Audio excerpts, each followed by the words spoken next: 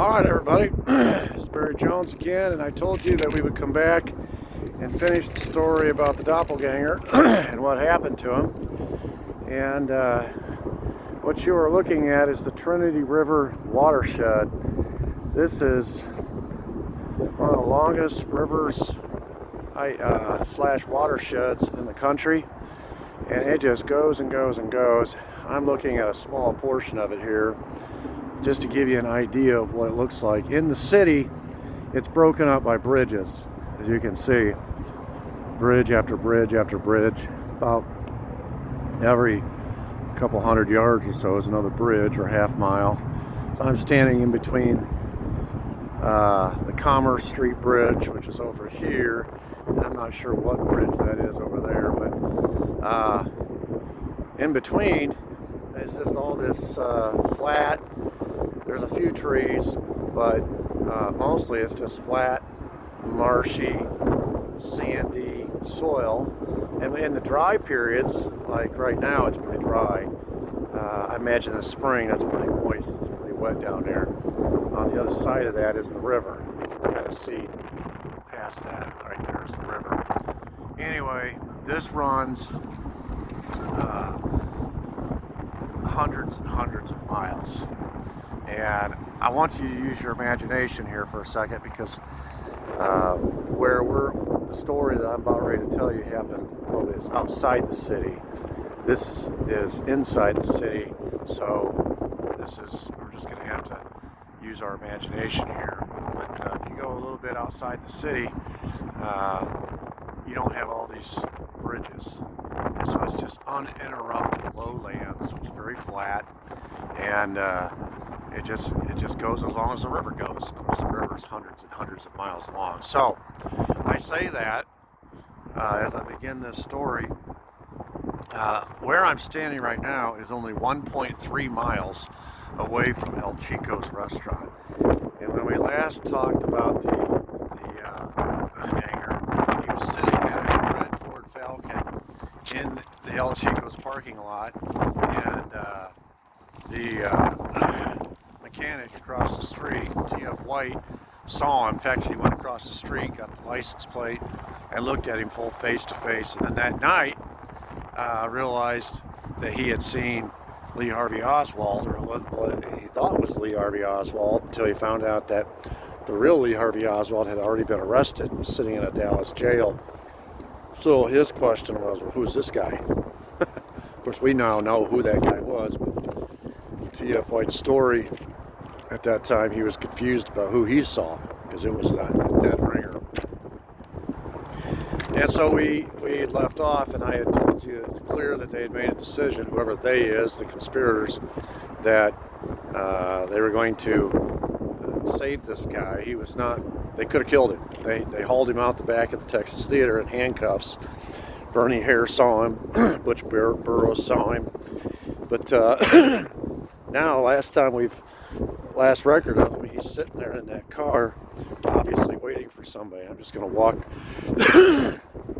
down into this area so you can kind of get a feel for it instead of looking down on it. I'll walk down into it. And this thing just runs and runs and runs. It's so long, I looked it up, city of Dallas, just within the city limits, which is pretty enormous, but they've got 5 different parks. They call them gateways, down in these valley areas, this Trinity watershed, and miles and miles and miles of walking, running trails, biking trails, and overlooks, lookouts, all kinds of walk bridges and things of that nature. So, and there are utility roads too that run the length of these things on both sides. You're looking here at a utility road. On the other side is another one. But mainly what we're going to be talking about is the middle portion, the grassy area outside the city limits where there are no bridges. It's sort of an uninterrupted, flat space. Good place to land an airplane. All right, so we're going to talk about Robert Vinson. Here's a view from behind there. Robert Vinson, and he is a United States Air Force Sergeant of the North American Air Defense Command, NORAD.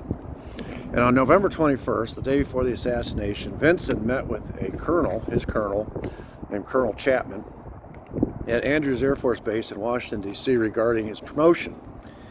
And while he was in Chapman's office, Chapman engaged in a phone conversation that Robert G. Vinson overheard.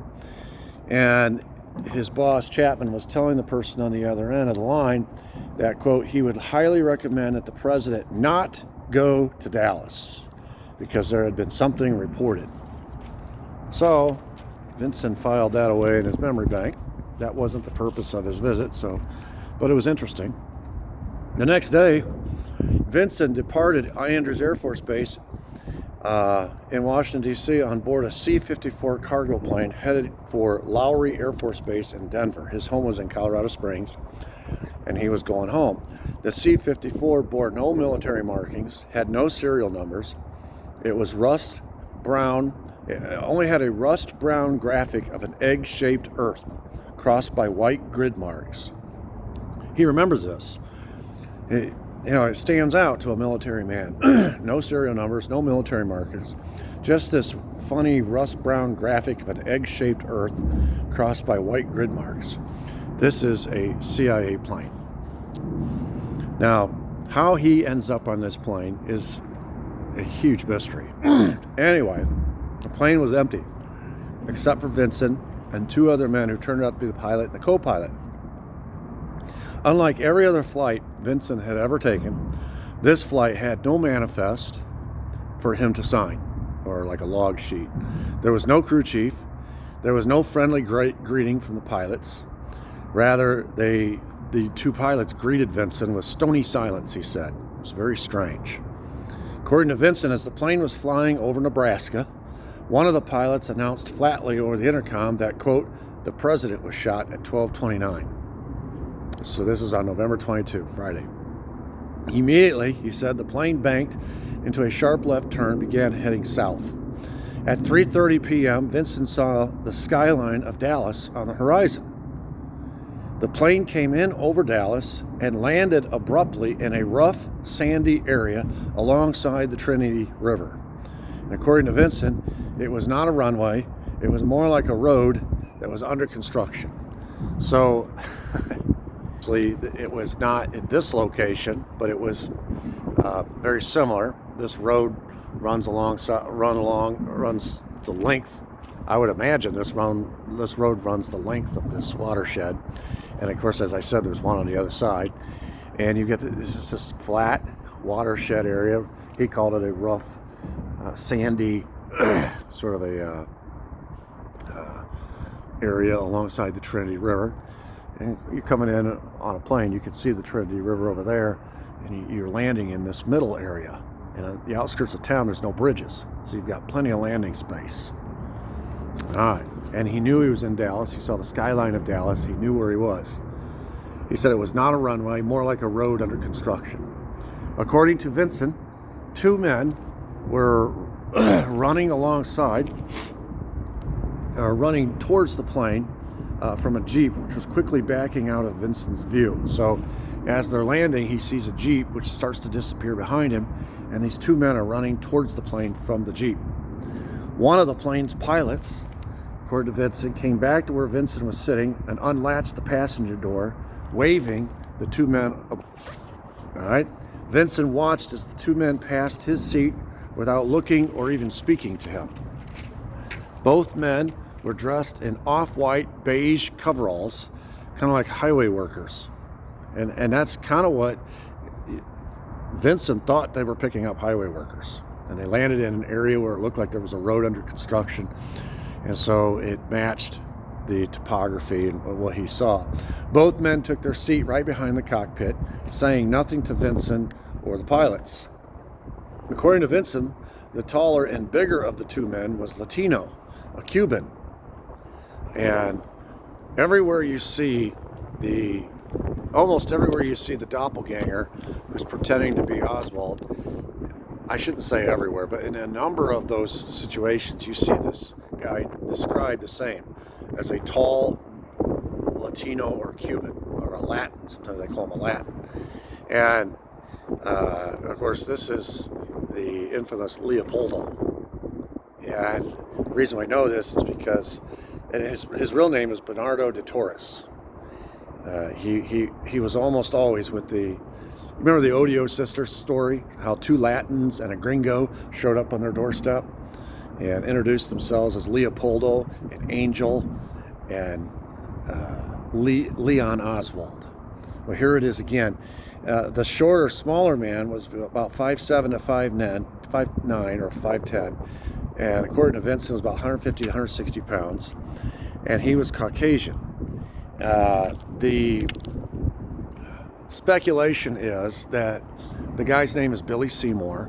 You look him up. Billy Seymour, in the right light, looks just like Oswald, and he's the white guy who was almost always playing the part of the doppelganger. So when you hear these stories of the white gringo and the Latin, it's usually Billy Seymour and Leopoldo, and here they are on the plane. Now, Vincent hasn't put two and two together who these people are. He doesn't know anything that we just discussed. He's just observing what they look like and describing them later. The C-54, which had never stopped its engines during this time, took off from the Sandy area in a northwest direction once the two passengers were aboard. A little after dusk, the plane landed on a runway. Vincent assumed it was Lowry Air Force Base in Denver because when he got on the plane, that's where he was going. Upon landing, the two pilots quickly disembarked, rushing past Vincent to the door. The pilots were followed closely by the two passengers they had picked up outside Dallas by the Trinity River. For a few minutes, Vincent was the only one on the plane. He said, quote, "That was strange, very strange. I couldn't understand why they were in such a rush. They just bailed out." The surroundings were unfamiliar to Vincent, and he headed for the nearest building after he got off the plane. And what he noticed was the base seemed to be completely deserted. He asked an air policeman where he was and was informed that he was at Roswell Air Force Base in New Mexico, which is about 200 miles from the Mexican border. When he asked if he could leave the base to catch a plane to Denver, the air policeman told him the base was on alert. No one could come in or go out, despite the fact that he had just come in on this plane, meaning one of the 5 people aboard the C-54 was not supposed to be seen by anybody. That's the only reason why, if the base was on alert and this plane was allowed to come in, even though it was on alert, after the air policeman told him nobody could come in or go out, but this plane had come in, there must be some high value individual on that plane that nobody wants anyone to know about. According to Vincent, he had to take a seat in a waiting room for a couple hours until the alert was over. The next morning, Vincent's bus arrived in Colorado Springs, and he told his wife about a strange trip and why he was late. That night, while watching the TV news coverage from Dallas, Robert couldn't believe what he was seeing. And he told his wife, "Holy cow," quote, "that guy, Lee Harvey Oswald, looks just like the little guy on the airplane." His wife said, "Are you nuts? Couldn't be him. He's in jail." Vincent said, "I swear that's the little guy who got on the plane." Once the CIA realized that their secret mission had a loose end, his name was Robert Vincent, it began battening down the hatches. In the spring of '64, Vincent's neighbors were questioned by the FBI about the Vincents. Not long after, Vincent was ordered to D.C. in conjunction with a special assignment. When he got to D.C., he spent 5 days at the CIA headquarters in Langley, Virginia, and he went through a series of psychological and physical tests. Sound familiar? You remember the story of Yates and how they put him through it after he picked up the hitchhiker, gave him drugs, tranquilizing drugs, etc., turned him into a zombie. Anyway, at the conclusion of the 5 days, the CIA tried to recruit him. In other words, he held up. He didn't go batshit crazy. Offering him a lucrative pay package, Vincent declined. They tried to sweeten the pot. He declined again.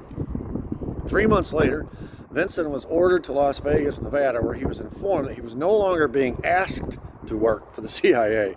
The Air Force had reassigned him to a top-secret CIA project. They said to him it was experimental aircraft at the infamous Site 51. And the purpose of the assignment was to keep the Vincents, it's clear what Robert Vinson believes now, was to keep the Vincents under close observation, paying him for his continuing silence while still being paid by the Air Force. In other words, now he's double dipping. He's getting paid by the Air Force and the CIA. During his time at Site 51, Vinson saw other planes with the same tail markings as the C-54 he had boarded on November 22, 1963. That rust brown colored egg-shaped globe with the white grid lines through it. That's when he learned what it stood for. After his retirement from the Air Force and concurrently the CIA in 1966, Vinson kept quiet for the next 25 years, unburdening himself finally in 1993 when he told the story of his flight from Dallas to news anchor Larry Hadberg on Wichita's KAKE-TV Channel 10 News. In 2003, author James Johnston and journalist John Rowe co-authored their book, Flight from Dallas, describing Robert Vinson's experience. It's the first time anyone on the outside knew this. This is 2003. Author James Johnston consulted Air Force Major William Hendricks about the Trinity River account and said, is it possible that story could be true? Could a C-54 land in the Trinity River watershed? According to Hendricks, after he examined the area, quote, "It is my personal opinion that a C-54 could easily have landed in the Trinity floodplain and have taken off there from the depicted area. The Trinity River location was on the perimeter, and it still is. That's where I'm here. I've been doing Oak Cliff all day, and I traveled the 1.3 miles from El Chico's to this location. The Trinity River location is on the perimeter of the Oak Cliff section of Dallas, which is where Oswald's rooming house was, where Tippit was killed, where the doppelganger laid a incriminating path of breadcrumbs right to the Texas Theater so that the real Oswald could be arrested and taken out the front. Meanwhile, the fake one, the doppelganger, was arrested and taken out the back, ended up in a red Ford Falcon at El Chico's, and according to Robert Vinson, his plane rerouted in Nebraska to Dallas, landed here in the Trinity River floodplain, and picked him up, along with Leopoldo, the Latin that seemingly was always with him. So it's 1.3 miles, as I mentioned, from El Chico's parking lot, where T.F. White saw him. The big blunder in this whole thing was on the CIA's end by allowing Robert Vinson to be on that C-54. Vinson had asked for the, quote, first available flight going to Colorado Springs or its vicinity, and when he was paged and told by an airman at the check-in counter that the C-54 was going in his direction, he just hopped on the plane. And evidently they didn't know it. The pilots never spoke to him. They acted like they're not sure why he was even there.